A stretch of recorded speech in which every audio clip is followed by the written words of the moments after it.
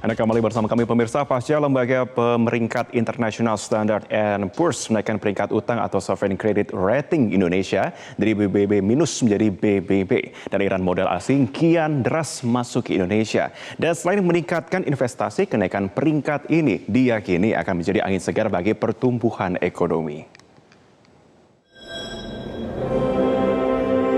Pasca lembaga pemeringkat internasional Standard & Poor's atau S&P menaikkan peringkat surat utang Indonesia dari BBB- menjadi BBB, arus modal asing mengalir deras ke pasar modal tanah air.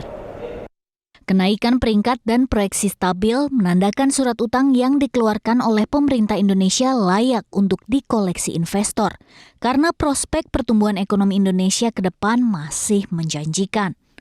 Arus modal asing yang masuk melalui pasar modal Indonesia diharapkan dapat mendorong pertumbuhan ekonomi dalam negeri.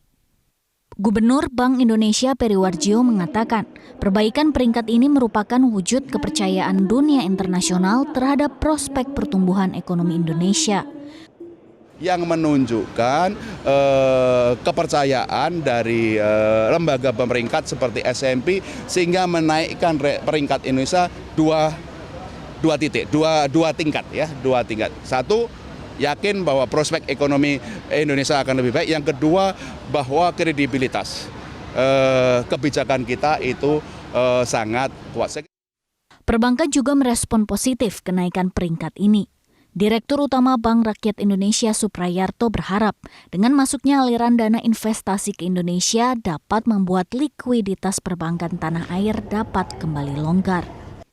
Harapan kita dengan seperti itu ekonomi tumbuh ya luar biasa, sehingga yang kita harapkan juga likuiditas yang akhir-akhir ini mulai ketat ya, mulai agak longgar kembali ya, dana asing masuk lagi ke Indonesia. Karena sebelum S&P, lembaga pemeringkat Fitch dan Moody's telah lebih dulu menaikkan peringkat surat utang Indonesia dengan outlook stabil.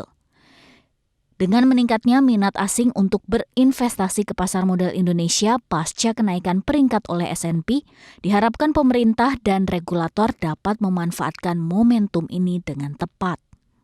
Dari Jakarta, Tim Liputan, Metro TV.